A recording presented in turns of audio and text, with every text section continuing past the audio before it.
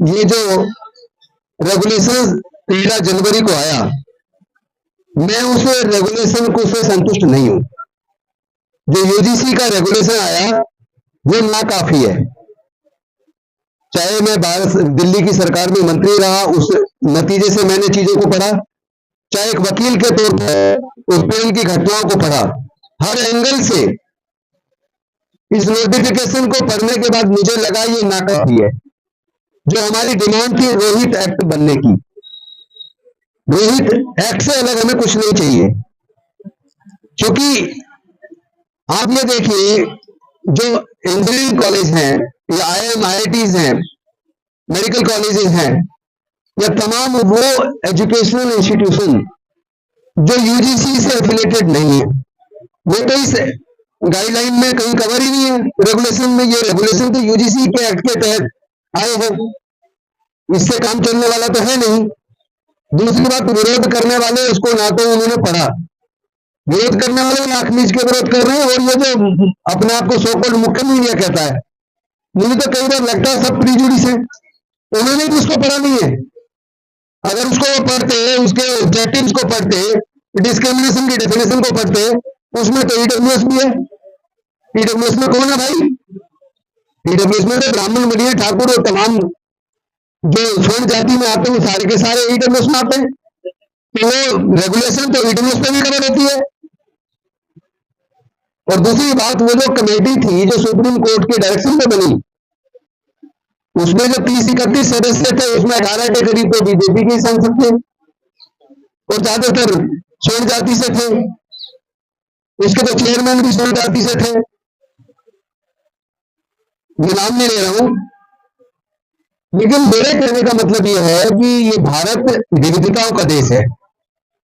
भारत में 6743 जातियां हैं, अनेकों धर्म हैं, अनेकों भाषाएं, अनेकों संस्कृतियां हैं। उन सबसे मिलकर भारत बना है। भारत बार बार गुलाम क्यों हुआ? इसी जातिवादी व्यवस्था, मनुवादी व्यवस्था की वजह से हुआ है। अगर ये वर्णवादी व्यवस्था ना होती, अगर मनुस्मृति से तय न किया होता कि औजार हथियार का इस्तेमाल करने का अधिकार किसको है, पढ़ने लिखने का अधिकार किसको है, यज्ञ करने का अधिकार किसको है, अगर ये उसमें ना लिखा होता और मनुस्मृति रूपी संविधान की बजाय डॉक्टर बाबा साहेब अम्बेडकर के संविधान से ही पहले से भारत चला होता, उसी तरह का कोई संविधान बना होता पहले, जिसमें सभी जाति धर्म के लोगों को समान दृष्टिकोण से सभी प्रकार के बराबर अवसर मिले होते, तो शायद भारत कभी गुलाम ही ना होता। वो कौन लोग हैं जिन्होंने विदेशियों को बार बार भारत में आमंत्रित किया अपने पड़ोसी को कब्जा करवाने के लिए, उसको हरवाने के लिए? कौन लोग हैं वो? और दूसरी बात, ये जो लोग विरोध कर रहे थे रेगुलेशंस का, यूजीसी का जो रेगुलेशंस आया, उनसे कोई ये पूछे, भाई आप बताइए, ब्राह्मण की वजह से या क्षत्रिय या वैश्य होने की वजह से कितने उत्पीड़न के केस आज तक आए? तमाम देश के जो एजुकेशनल इंस्टीट्यूशंस है, खासतौर पर हायर एजुकेशन इंस्टीट्यूशंस, उसके अंदर कितने लोग हैं जिनका ब्राह्मण बनिया है, क्षत्रिय होने की वजह से उत्पीड़न हुआ है? कोई डाटा है क्या सरकार के पास, या बीजेपी के पास हो, या वो मुख्य मीडिया जो चला रहा था एक तरफा, वही बता दे अगर कोई हो तो, कितने केसेस उन्होंने कवर किए? दूसरी बात, अगर माननीय सर्वोच्च न्यायालय ये कहता है इससे समाज बटेगा, ये ठीक नहीं है, हम नजर बनाए हुए हैं। अगर इस पे जाए तो सुप्रीम कोर्ट की अनेकों जजमेंट है, जो एक एडवोकेट के तौर पर हमने खुद साइड की है, अनेकों जजमेंट है जिसमें वो कहते हैं कि ये 498, 406 आईपीसी, जो पुराना आईपीसी था, अब उसमें बीएनएसए में सेक्शन बदल दे, लेकिन भावना नहीं है कि दहेज उत्पीड़न के केसेस जो है इनका मिसयूज हो रहा है। अगर आप मिसयूज की बात देखेंगे तो मिसयूज में किसी भी कानून का हो सकता है। क्या आप उन सारे कानूनों को रद्द कर दोगे? आप एक ग्राउंड तैयार कर रहे हो, कल को आप कहोगे कि ये जो रिजर्वेशन दिया है SC ST OBC को, इससे भी समाज बट रहा है, इसको भी खत्म कर दो, इसको भी रोक दो। ये इससे देश नहीं चलता, क्योंकि देश के अंदर सारे संसाधनों पर तो कब्जा पहले ही करके उन्होंने रख लिया। ना हमें व्यापार में आने दिया, ना पढ़ाई के क्षेत्र में आने दिया, ना संपत्ति का अधिकार दिया। और आज इस तरह के रेगुलेशन जहां हम मांग रहे थे रोहित तक, चूंकि चाहे रोहित वेमुला की संस्थानिक हत्या हुई हो, चाहे पायल तड़ी की हुई हो, जमशेद सोलंकी की या किसी और की हुई हो, कोई मुझे बता दे, घोड़ी पर बारात निकालने पर क्या कभी किसी ब्राह्मण बनिया ठाकुर की बारात पे हमला हुआ है? क्यों घोड़ी पे क्यों चल रहा है? बताए कोई? क्या घड़े छू लेने पर, पानी पीने के लिए घड़ा छू लेने पर कभी किसी ब्राह्मण पर क्षत्रिय के ऊपर कोई हमला हुआ है, किसी की हत्या हुई है क्या? अरे जिसका जाति की वजह से उत्पीड़न हुआ है, देश के तमाम इंस्टीट्यूशन में हो रहा है। 2019 से 2021 तक 35,000 स्टूडेंट ने सुसाइड किया।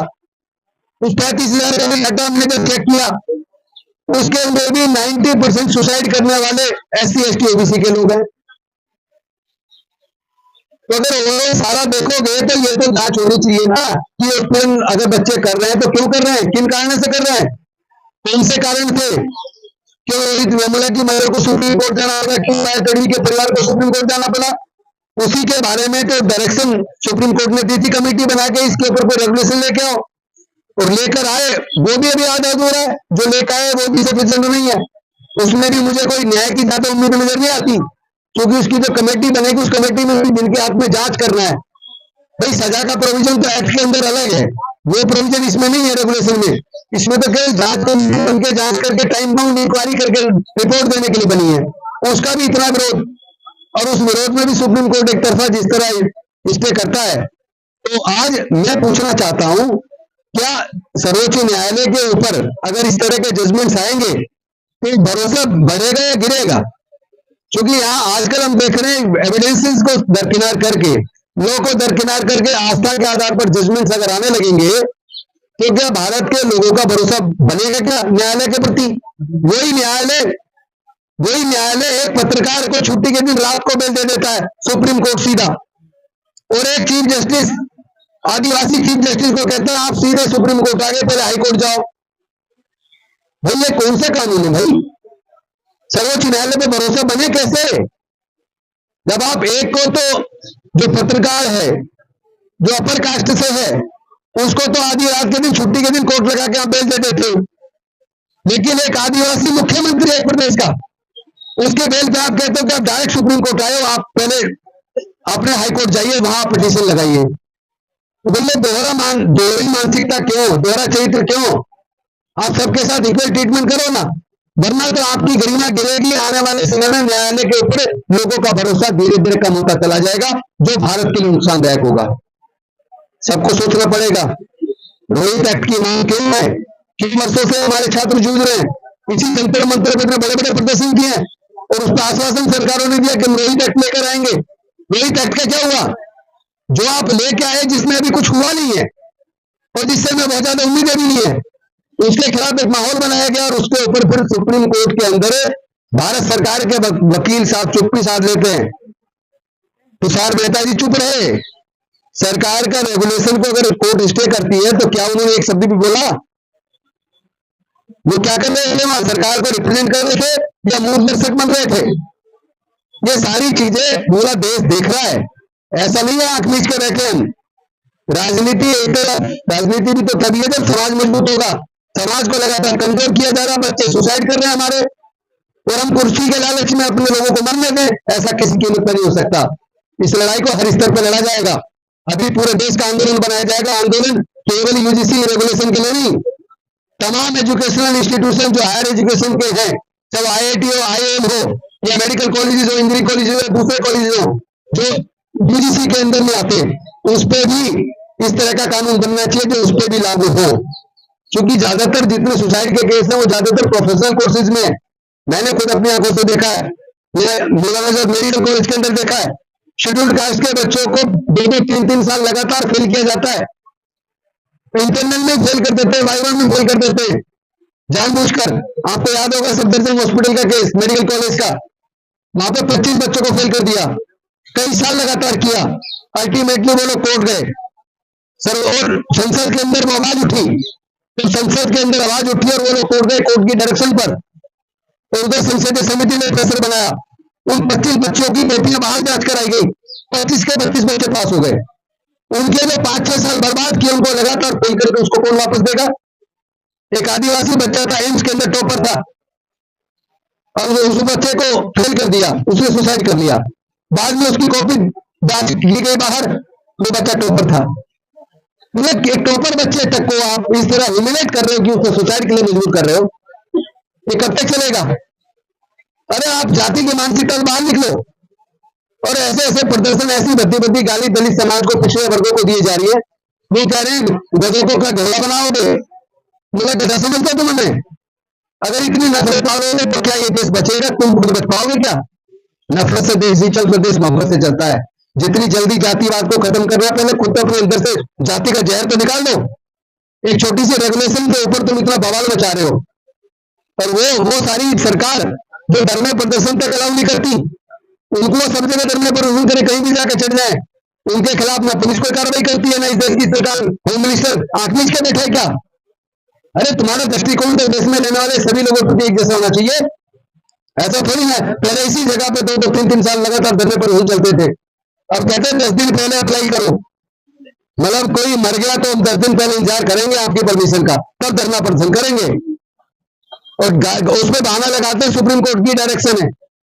मैं तो वकील हूं, मैंने पढ़ लिया, कहीं भी ऐसी कोई डायरेक्शन सुप्रीम कोर्ट की नहीं है कि आपको 10 दिन पहले परमिशन के लिए अप्लाई करना पड़ेगा। आज घटना घटेगी तो आज विरोध कर रहे हो। आपको डायरेक्शन ये थी कि आप इसके ऊपर कोई सिस्टम बनाइए, ये नहीं थी कि आप ऐसा वो डाल दो टर्म कंडीशन कि 10 दिन पहले आपको अप्लाई करना पड़ेगा। तो साथियों, मैं तो एक ही बात कहूंगा, लड़ाई न्याय की है और न्याय सबको चाहिए। अगर स्वर्ण जातियों को न्याय चाहिए तो जो हजारों साल से उत्पीड़ित है उसके न्याय का क्या होगा? और जहां न्याय देने की जिम्मेदारी जिसके ऊपर है, जो उस न्याय की कुर्सी पर बैठा है, अगर वो जातिगत मानसिकता के तहत अन्याय करे तो आपको याद होगा बावड़ी देवी वाला केस, सामूहिक बलात्कार हुआ और बलात्कार के अंदर हाई कोर्ट ने मुजरिम को यह कहते हुए बरी कर दिया क्योंकि मुजरिम अपर कास्ट है और जिसका सामूहिक बलात्कार किया गया वो एक अछूत महिला है और कोई स्वर्ण अछूत महिला को छू नहीं सकता, इसलिए बलात्कार का केस झूठा है, ये कह के हाई कोर्ट ने बरी कर दिया। ऐसे हाई कोर्ट के जज अगर ऐसे निर्णय करेंगे उससे न्याय की उम्मीद की जाएगी क्या? और ये बात तो थोड़ी पुरानी, मैं लेटेस्ट बताता हूं, अभी जून 2024 की बात है। ओडिशा के अंदर एक गांव के अंदर माइनिंग का काम शुरू कर दिया, तो वहां के दलित लोगों ने उस माइनिंग के खिलाफ विरोध किया कि हमारा गांव क्यों उजाड़ रहे हो, तो 2 लड़कों को गिरफ्तार कर लिया। नीचे एडिशनल डिस्ट्रिक्ट जज ने बेल रिजेक्ट कर दी, वो हाई कोर्ट गए, हाई कोर्ट ने जमानत तो दी लेकिन शर्त यह लगाई कि ये मुलजिम 3 महीने तक उस क्षेत्र के थाने के अंदर 3 महीने तक सुबह 6 बजे से 9 बजे तक झाड़ू पोछा साफ सफाई करेगा और उसको फिनाइल और पोछा झाड़ू उसका जो एसएचओ वो प्रोवाइड करेगा। नहीं, वहां भी वो जज, हाई कोर्ट का जज होकर भी जातिगत मानसिकता से बात कर रहा है, शर्म नहीं आती? ऐसे आदमी से न्याय की उम्मीद करोगे? किससे न्याय मांगे? ना पुलिस न्याय देने को तैयार है, ना ब्यूरोक्रेसी तैयार है, और सरकार को तो छोड़ ही दो। और जब वो आदमी उम्मीद करता है कि न्याय के मंदिर में चलकर न्याय के मंदिर में बैठा जज भी अगर जातिगत मानसिकता से ग्रसित हो और उसके अंदर वो मनुस्मृति का रेफरेंस देता हो, बेटे को रेफरेंस देता हो, तो न्याय होगा क्या? इस लड़ाई को कई मोर्चों पर लड़ना पड़ेगा। ये लड़ाई सामाजिक न्याय की लड़ाई है और सामाजिक न्याय की लड़ाई लड़ते वक्त हम किसी की जाति धर्म नहीं देखेंगे, हम देखेंगे अगर किसी के साथ अन्याय हुआ है तो उसके खिलाफ हम आवाज बुलंद करेंगे उसको न्याय दिलाने के लिए। लेकिन हम देख रहे हैं कि 99% अन्याय जाति के आधार पर होता है देश में और वो ज्यादातर SC ST OBC के खिलाफ होता है। और ऐसे में जिस तरह का माहौल बनाया गया और वहां जिस तरह का रुख कोर्ट से हुआ और सरकार का जो रुख है, ऐसा लगा जैसे सरकार सिर्फ तमाशा देख रही है। उनके मंत्री खुलेआम बयान दे रहे हैं, उनके सांसद खुलेआम बयान दे रहे हैं, तो ये विरोध किसका था? क्या पूरे 10% लोग जो देश के 90% संसाधनों पे काबिज हैं वो इस देश के 90% मेहनत कस के की खिल्ली उड़ा रहे थे? खुलेआम खिल्ली उड़ाई है। और एक और बात कह के मैं अपनी बात खत्म करूंगा ताकि इससे ये तो पता लगे हम कहा वो मेरिट वाले लोग कौन है, क्या मेरिट है उनकी। भारत की पूरी दुनिया की 500 यूनिवर्सिटीज के अंदर एक इंडिया की यूनिवर्सिटी नहीं है, जबकि सारे यूनिवर्सिटीज के ऊपर वाइस चांसलर तो स्वर्ण जाति के, मैक्सिमम प्रोफेसर स्वर्ण जाति के। उसके बाद हमारे देश की यूनिवर्सिटीज की ये हालत है। इस खतर में आपने यूनिवर्सिटी को गलत में पहुंचा दिया कि वो 500 यूनिवर्सिटी में भी कहीं एक नंबर पर, हमारा कहीं भी नंबर 500 में नहीं है। इसका मतलब तुम लोग काबिल नहीं हो, काबिल होते तो कहीं तो हमारे देश आगे निकलता। और ये बहाना लगाते हैं कि ऐसे डॉक्टर बन जाते हैं कोटे से, ऑपरेशन करते हैं अंदर वो छोड़ देते हैं, अलग अलग चीज छोड़ देते हैं। मैंने कई बार पूछा है, एक एग्जांपल बताओ, जो बच्चा कोटे से मेडिकल करके आया हो और उसने ऑपरेशन में लापरवाही से कुछ छोड़ा हो, एक तो केस बता दो। आज तक कोई एक केस नहीं बता पाया, लेकिन एग्जाम्पल देंगे, नैरेटिव बनाने की कोशिश करते हैं झूठ का। आपको याद होगा ये उत्तराखंड की घटना है पिछले दिन, सुनीता देवी का मिड डे मील बनाती थी, तो वह बच्चों ने कहा कि हम इसके हाथ का खाना नहीं खाएंगे, ये छूत है। अब कोई बताए उन बच्चों को, किसने बताया कि ये महिला जो खाना बना रही है छूत है? कौन है वो विजय फरारा समाज में? और उसके बाद सरकार को क्या जिम्मेदारी थी? उसके माँ बाप को बुलाते, उनको समझाते, वो अपने बच्चों को समझाते, लेकिन उनको समझाने की बजाय उनके कहने पे उस सुनीता देवी को नौकरी से निकाल दिया। मैं पूछना चाहता हूं कि आज इस देश के अंदर खेत की जमीन का मालिक कोई भी हो, पर उसमें जो फसल उगाने का काम करता है, अपना खून पसीना बहाकर मेरे दलित समाज का, पिछड़े समाज का, आदिवासी समाज का बच्चा करता है। हमारे लोग फसल उगाने का काम करते हैं, उस अनाज में हमारे लोग का खून पसीना लगाए, तो क्या आप वो खाना बंद कर दोगे क्या? आप जिन सड़कों पे चलते हो, जिन इमारतों में आप रहते हो, जिस अस्पताल में आप इलाज कराते हो, जिस कॉलेज में आप पढ़ते हो, उसका मालिक कोई भी हो, लेकिन उसको बनाने में खून पसीना मेरे समाज का आदमी मेहनत का मजदूर करता है। क्या उसको अपने बच्चों को पढ़ाना बंद कर दोगे? जिस सड़क पे आप चलते हो उस सड़क को हम बनाते हैं, जिस फ्लाईओवर पे आप चलते हो उसे हम बनाते हैं, मरे हुए जानवर की खाल उतार कर जूता बनाकर, जूता हम बना रहे, जूते चप्पल हम बना रहे, नहीं तो लंगे कर रहा हूं आप। अगर हमारे छुए से इतनी आपको नफरत है तो भाई जूते चप्पल पहनना बंद कर दो, कपड़े पहनना बंद कर दो, घरों में रहना बंद कर दो। सारे तो निर्माण हमारे लोग कर रहे हैं, आपको शर्म नहीं आती थोड़ी बहुत? बात दुआई इंसानियत की देते तो इंसानियत अपने अंदर तो पैदा करो, खुद तो इंसान बनो। एक तुम इंसान नहीं बन पा रहे, तुम अपनी जाति को महान बताने में लगे हो।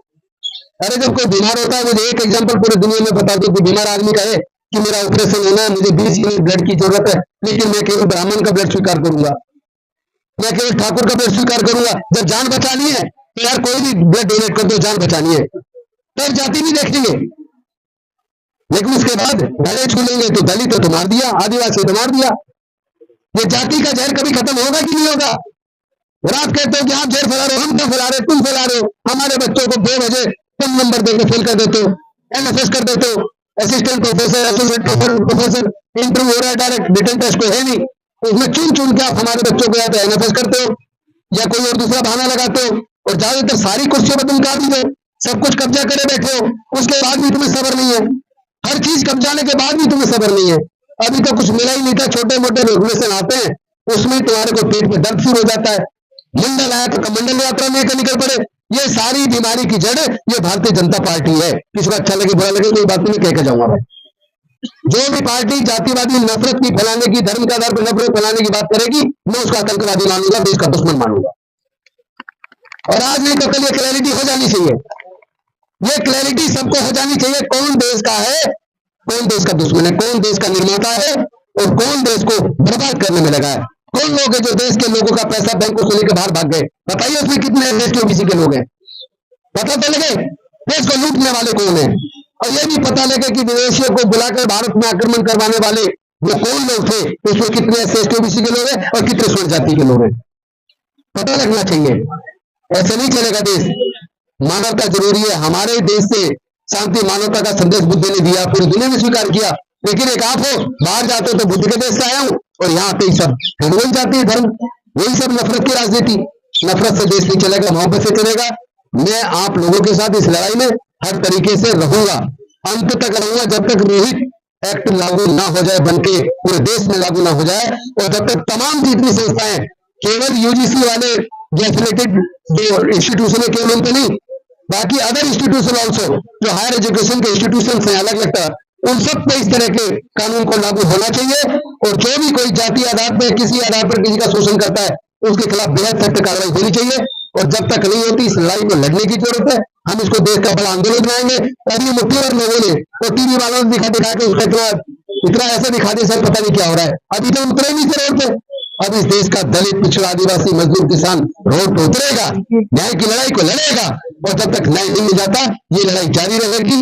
आप सब लोग एकजुट रहिए, मजबूत रहिए, किसी से डरने की जरूरत नहीं है, जीत हमारी होनी है। बहुत बहुत धन्यवाद।